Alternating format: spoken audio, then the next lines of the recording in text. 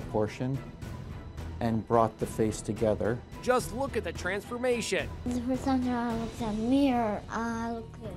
15 batang sumailalim sa plastic surgery. Ang pagpapalit ng pisikal na itsura ay dumadaan sa isang masusing plastic surgery. Gayunpaman, kahit na iniisip natin na ang ganitong proseso ng surgery ay para sa mga matatanda lamang, ay may mga bata na sa murang edad pa lamang ay piniling baguhin ang ilang aspeto ng kanilang itsura para sa iba't ibang dahilan. Ang iba ay dahil sa pagkakaroon ng medical condition sa itsura at katawan, ang iba ay dahil sa mga pambubuli na kanilang nararanasan, at ang iba naman ay dahil nai-insecure sa kanilang sariling muka. Kaya naman sa video na ito ating kikilalanin ang mga bata na nagkaroon ng extreme plastic surgery. Kaya tara simulan na natin. Number 1. Huy Kang. Si Huy Kang ay isang batang ipinanganak na may matinding facial deformities na humantong sa kanyang pagdanas ng serye ng plastic surgeries upang itama ang kanyang pisikal na hitsura. Ang mga operasyon kabilang ang reconstructive surgery at skin grafting ay isinagawa upang maayos ang kanyang facial structures at mapabuti ang kanyang mga pangunahing kakayahan tulad ng pagkain, pagsasalita at pakikisalamuha. Ang kanyang recovery ay nangangailangan ng masusing rehabilitasyon kasama ang posibleng speech at physical therapy upang muling ibalik ang normal na function ng kanyang muka. Matapos ang matagumpay na operasyon, si Huy Kang ay bumalik sa mas normal na pamumuhay na nakapagsasalita at kumakain ng maayos. Ang kanyang pamilya at komunidad ay nagbigay ng malaking suporta sa kanyang emotional recovery at maaring siya ay dumaan din sa counseling upang matulungan sa pagharap sa mga psychological effects ng kanyang kalagayan. Ang kwento ni Huy Kang ay nagiging inspirasyon sa marami, nagpapakita ng kanyang tibay ng loob at tagumpay sa kabila ng mga pisikal na pagsubok. Gayunpaman, hindi maikakaila na maaring nakaranas din siya ng societal challenges gaya ng bullying o discrimination, ngunit ang kanyang determinasyon ay nagbigay daan upang maharap niya ang mga pagsubok na ito at mamuhay ng mas maayos at mas maganda. Number 2. Charlotte Pons. Si Charlotte Pons ay isang batang babae mula Michigan, USA na sumailalim sa serye ng mga extreme plastic surgeries matapos siyang atakihin ng isang raccoon noong siya ay 3 months old pa lamang. Ang pag-atake na ito ay nagdulot ng malubhang pinsala sa kanyang muka kasama ang kanyang ilong, tainga at bahagi ng labi. Dahil dito, kinailangan ni Charlotte na dumaan sa maraming reconstructive surgeries upang maibalik ang kanyang pisikal na itsura at mga pangunahing function tulad ng paghinga, pagkain at pagsasalita. Ang kanyang journey ay nagsimula sa mga pangunahing repairs upang maiwasan ang impeksyon, at noong 2013, siya ay sumailalim sa isang matagumpay na nose reconstruction kung saan ginamit ng mga doktor ang kanyang tissue upang muling buuin ang kanyang ilong. Samantala, noong 2014, dumaan naman siya sa ear reconstruction gamit ang cartilage mula sa kanyang ribs upang likhain ang bagong tenga.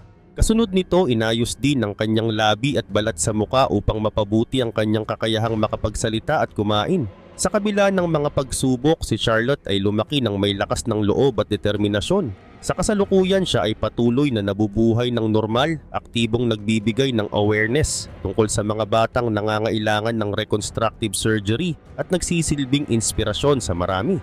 Ang kanyang matagumpay na pagbangon mula sa trahedya ay isang kwento ng tibay ng loob at pag-asa. Number 3. Milagros Cerron, or also known as the Mermaid Girl.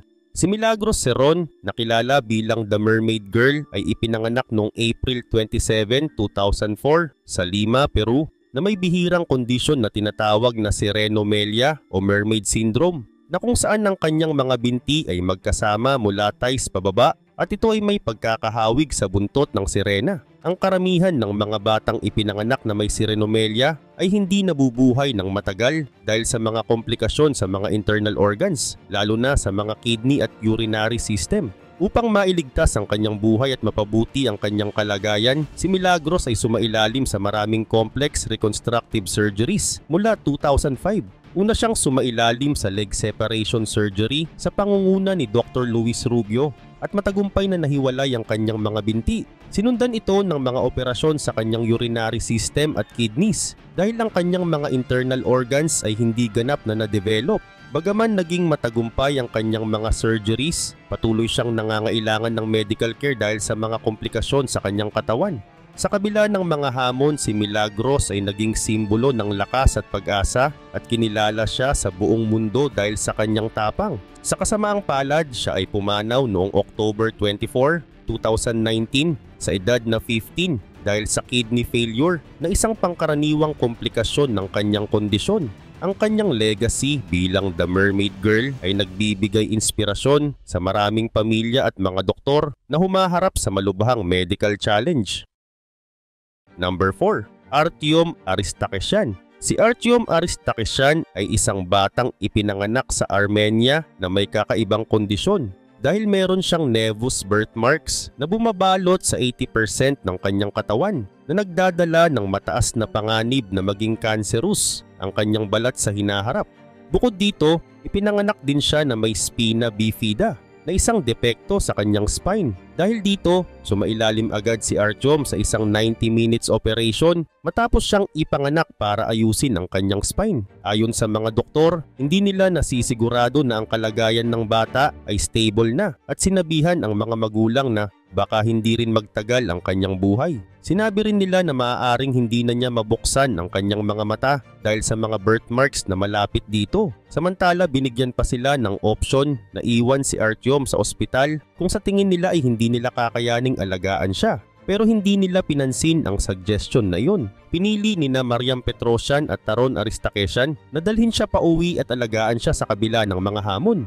Bagamat nakatanggap sila ng ilang negatibong reaksyon mula sa ibang tao, marami rin ang nagpakita ng suporta at naniniwala na si Artyom ay isang gift from God.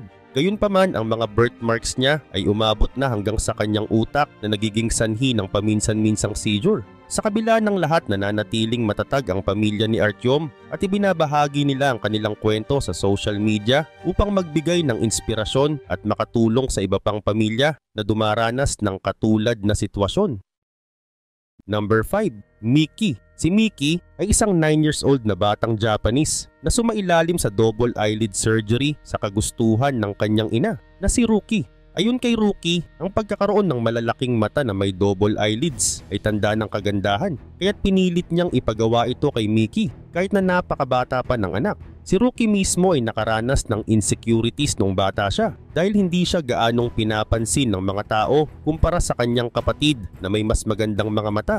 Dahil dito, nais niyang masigurong hindi mararanasan ni Miki ang parehong pagtrato, kaya pinili niyang ipa-opera siya. Ang operasyon na dapat ay tatagal lamang ng 20 minutes ay umabot ng mahigit 2 oras dahil sa mga komplikasyon tulad ng hindi epektibong anesthesia. Bagamat masakit ang proseso, sinabi ni Miki na sa kanyang opinyon, ang pagtitiis ng sakit ay parte ng pagiging maganda. Matapos ang operasyon, sinabi ni Miki na mas cute siya ngayon, ngunit inamin niya na wala namang malaking pagbabago sa kanyang buhay. Ayon sa batas sa Japan, legal ang mga cosmetic surgeries para sa mga menor de edad basta may pahintulot ng magulang. Kaya't may mga kaso tulad ng kay Miki kung saan ang mga insecurities ng magulang ay naipapasa sa mga anak. Kaya't ginugusto nilang ipa-plastic surgery si Miki.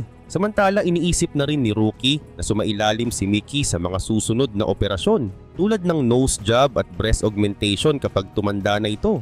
Ang ganitong uri ng pressure sa mga bata ay nagiging normal na sa isang lipunan kung saan ang pagpapaganda ay mas pinapahalagahan. Ngunit ito rin ay may potensyal na magdulot ng mga negatibong epekto sa kanilang emosyonal na pag-unlad.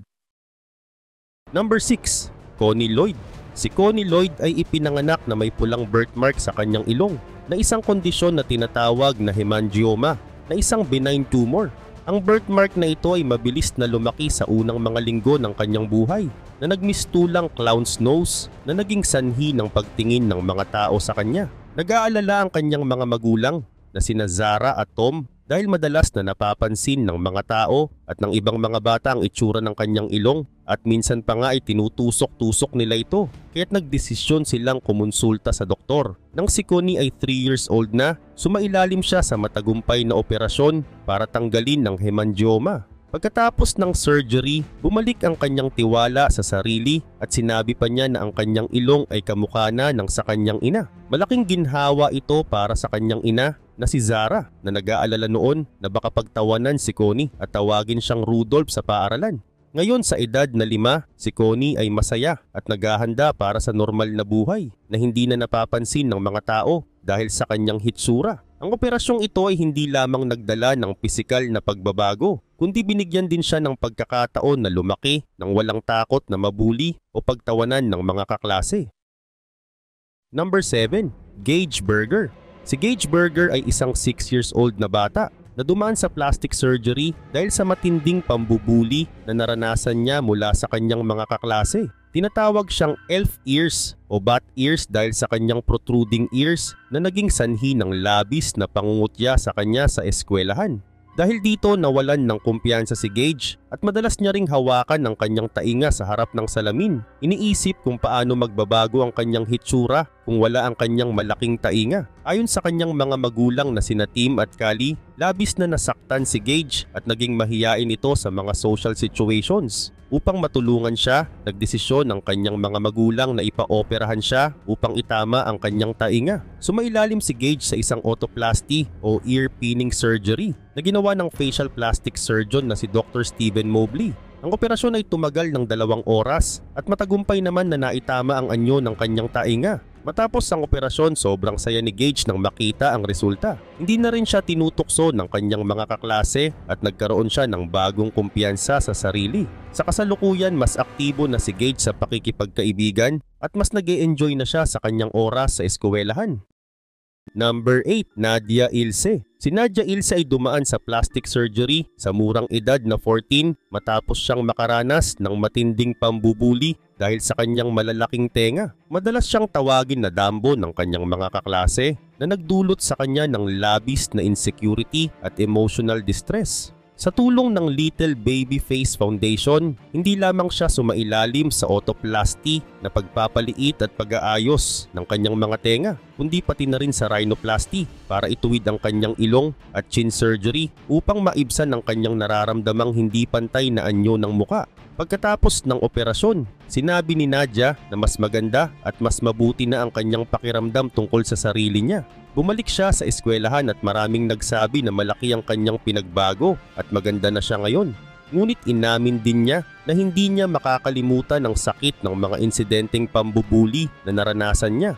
Bagamat masaya siya sa kanyang bagong hitsura, ipinunto ng ilang kritiko na ang surgery ay hindi palaging solusyon sa bullying. Pinansin ng ilan na maaring magbigay ito ng maling mensahe na ang pagbabago ng itsura ay kailangan upang maiwasan ang pambubuli. Imbes na ituro sa mga bata ang kahalagahan ng pagtanggap sa kanilang mga natatanging katangian. Sa kabila nito, malaki ang naitulong ng surgery kay Nadia para mabawi ang kanyang kumpiyansa sa sarili at mas maginhawa ang kanyang pakikisalamuha sa ibang tao. Number 9. Oli Trezise. Si Oli Trezise ay isang batang ipinanganak sa United Kingdom na may bihirang kondisyong tinatawag na encephalocele na kung saan ang bahagi ng kanyang utak ay tumubo sa kanyang ilong na nagdulot ng kakaibang anyo sa kanyang muka. Agad itong napansin ng mga doktor noong siya ay nasa sinapupunan pa lamang. Ngunit hindi nila alam ang lawak ng kondisyon hanggang sa kanyang pagsilang noong 2014. Dahil sa panganib na maaaring idulot ng kanyang kondisyon, sumailalim si Oli sa isang maselang operasyon upang alisin ang mga tissues na lumabas sa kanyang skull at nasal cavity na isang hakbang na kinakailangan upang maiwasan ang impeksyon at mas mapabuti ang kanyang kalusugan. Bagaman matagumpay ang operasyon, si Oli ay naging biktima ng panunukso dahil sa kanyang natatanging anyo. Tinawag siyang Pinocchio at iba pang mapanlait na tawag, ngunit patuloy siyang naging masigla at masayahing bata. Ang kanyang ina na si Amy Poole ay patuloy na ipinagtatanggol ang kanyang anak at nagpapakalat ng mensahe ng pagtanggap at pagmamahal para sa mga batang may kaparehong kondisyon. Sa kasalukuyan, si Oli ay lumalaki ng normal, malusog at inspirasyon sa marami dahil sa kanyang tapang sa harap ng mga pagsubok. Ang kanyang kwento ay isang paalala na higit na mahalaga ang kalusugan at kaligayahan kaysa sa pisikal na anyo. Number 10. Bella Harrington. Si Bella Harrington ay isang bata mula sa Richmond, Virginia na ipinanganak na may bihirang kondisyong tinatawag na craniosynostosis na kung saan ang mga buto ng kanyang bungo ay nagsara ng mas maaga kaysa sa normal na nagdudulot ng abnormal na hugis ng ulo at potensyal na malubhang komplikasyon sa utak. Agad na napansin ng mga doktor ang kondisyon ni Bella noong siya ay ilang buwan pa lamang at kinakailangan siyang sumailalim sa isang maselang operasyon upang maiwasan ang pagtaas ng pressure sa kanyang utak na maaaring magdulot ng mga problema sa development, kognisyon at pandama. Noong siya ay 6 na buwang gulang, sumailalim si Bella sa cranial vault remodeling surgery na isang uri ng plastic surgery na nag-ayos sa kanyang bungo upang bigyan ng sapat na espasyo ang kanyang utak na lumaki ng normal. Ang operasyon ay naging matagumpay at dumaan si Bella sa maingat na post-operative care. Sa kabutihang palad ay mabilis siyang nagising at walang malalang komplikasyon sa kanyang kalusugan. Sa kasalukuyan, si Bella ay isang masiglang bata na normal na lumalaki at aktibong nakikilahok sa mga karaniwang gawain ng mga bata. Gayunpaman, patuloy siyang sinusubaybayan ng mga doktor, ngunit wala ng mga seryosong issue ang naiulat. Ang kanyang kwento ay nagbigay inspirasyon sa maraming tao, lalo na sa mga pamilya na dumadaan sa parehong kalagayan na nagpapakita ng lakas at determinasyon nila sa kabila ng mga pagsubok. Number 11, si Mao Meko. Si Mao Meko ay isang batang ipinanganak na may bihirang kondisyon na tinatawag na Tesher craniofacial cleft na nagdulot ng malalang hindi pagkakatugma sa dalawang bahagi ng kanyang muka. Dahil dito naapektuhan ang kanyang paningin at paghinga at madalas siyang binubuli ng ibang mga bata dahil sa kanyang hitsura. Noong siya ay 9 years old, sumailalim siya sa isang mapanganib na operasyon na nagbigay sa kanya ng bagong muka. Ang operasyon ay isinagawa ni Dr. James Bradley na isang pediatric plastic surgeon sa Cohen Children's Medical Center sa Long Island, New York. Ang operasyon ay tumagal ng 6 na oras kung saan kinailangan ni Dr. Bradley na paluwagin ng buong muka ni si Mao upang maayos itong mailagay muli. Matapos ang operasyon, nagkaroon ng malaking pagbabago sa buhay ni si Mao. Ang kanyang kalagayan ay umayos at siya ay nagkaroon ng mas positibong karanasan sa paaralan at sa kanyang komunidad. Sa kasalukuyan, si Mao ay patuloy na nagpapasalamat sa kanyang mga doktor at sa lahat ng tumulong sa kanya. Ang kanyang kwento ay nagbigay inspirasyon sa marami at nagpapakita ng kahalagahan ng medical na interbensyon at suporta mula sa komunidad. Ang video ng kanyang operasyon at ang kanyang kwento ay makikita sa iba't ibang news outlets at social media platforms tulad ng YouTube at Facebook. Ang mga video na ito ay nagpapakita ng kanyang matapang na paglalakbay at ang malaking pagbabago sa kanyang buhay matapos ang operasyon. Sa kabila ng mga pagsubok na kanyang hinarap, ipinapakita ni si Mao ang katatagan at pag-asa sa harap ng malalaking hamon na nagbibigay ng inspirasyon at pag-asa sa marami. Ang kanyang buhay ay isang patunay ng walang hanggang posibilidad at ang kahalagahan ng suporta at pagmamahal mula sa mga taong nakapaligid sa atin. Number 12, Zubaydah Hasan. Si Zubaydah Hasan ay isang batang Afghan na sumailalim sa matinding plastic surgery matapos magdusa ng malubhang pagkasunog noong 2001 sa edad na 9. Ang aksidente ay nangyari nang subukan niyang gumawa ng apoy gamit ang gasolina na nagresulta sa pagkasunog ng kalahati ng kanyang katawan, kabilang ang kanyang muka, leeg, dibdib at braso. Dahil walang sapat na medical na tulong sa Afghanistan, dinala siya sa isang US military base at sa tulong ng isang doktor, ipinadala siya sa Amerika para sa mas advanced na paggamot. Sa ilalim ng pangangalaga ni Dr. Peter Grossman ng Grossman Burn Center sa Los Angeles, si Zubaydah ay sumailalim sa 13 major reconstructive surgeries sa loob ng 1 taon upang ayusin ang mga damages na nangyari sa kanya. Ang mga operasyon ay matagumpay na naibalik ang kanyang kakayahang makakilos, magsalita at ngumiti muli. Habang nasa Amerika, nanirahan si Zubaydah kasama ang pamilya ni Dr. Grossman at nagkaroon ng malapit na ugnayan sa kanila. Matapos ang kanyang matagumpay na paggamot, bumalik si Zubaydah sa Afghanistan noong 2003 at namuhay ng mas magandang buhay kasama ang kanyang pamilya. Ang kanyang kwento ay nagsilbing inspirasyon at simbolo ng tibay na nagpapakita ng kapangyarihan ng modernong medisina sa muling pagbibigay ng bagong pag-asa sa mga taong dumaan sa matinding pagsubok. Number 13, Didier Montalvo. Si Didier Montalvo na isang bata mula sa Colombia ay ipinanganak na may bihirang kondisyon na tinatawag na congenital melanocytic nevus na kung saan ang isang napakalaking mole ay lumalaki sa kanyang likod na umabot na sa 40% ng kanyang katawan, kaya't siya ay tinaguriang batang turtle dahil tila may shell siya sa likod. Ang kondisyon ni Didier ay hindi lamang nagdulot ng pisikal na hirap kundi ng bullying. na kung saan siya ay tinuturing na isinumpa ng kanilang komunidad. Nang siya ay 6 na taon na gulang, nagkaroon siya ng pagkakataong sumailalim sa isang maselang operasyon sa tulong ni Dr. Neil Bulstrode na isang kilalang British plastic surgeon. Ang operasyon ay nagtagal ng ilang oras at kasama ang paggamit ng mga skin grafts upang alisin ang malaking mole at palitan ito ng malusog na balat mula sa ibang bahagi ng kanyang katawan. Ay matagumpay ang operasyon at nabigyan si Didier ng bagong pagkakataon upang mabuhay ng normal. Matapos ang ilang buwan ng kagalingan, nagbago ang buhay ni Didier na ibalik ang kanyang tiwala sa sarili, nawala ang banta ng skin cancer at natulungan siya at ang kanyang pamilya na makalaya mula sa diskriminasyon. Ngayon si Didier ay lumalaki bilang isang masayahin at malusog na bata, nag-aaral at nakikilahok sa mga karaniwang gawain tulad ng ibang mga bata na nagsisilbing inspirasyon sa mga pamilyang dumaraan sa parehong pagsubok.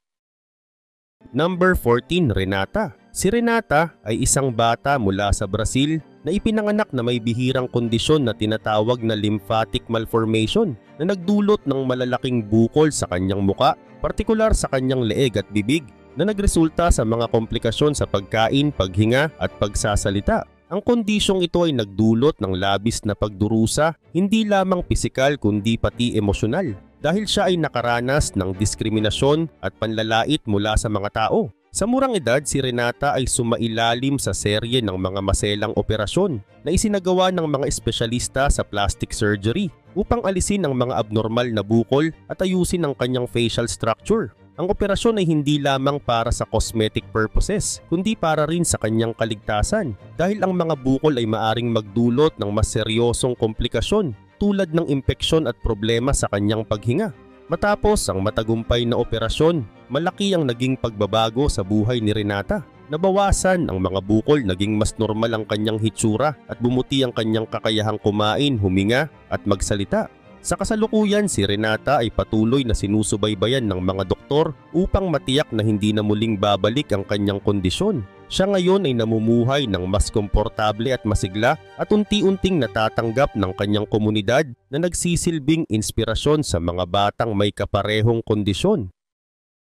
Number 15, Cameron Underwood, the facial transplant case. Si Cameron Underwood ay sumailalim sa isang matagumpay na full facial transplant matapos magdusa ng malubhang pinsala sa kanyang muka dulot ng isang suicide attempt noong June 2016.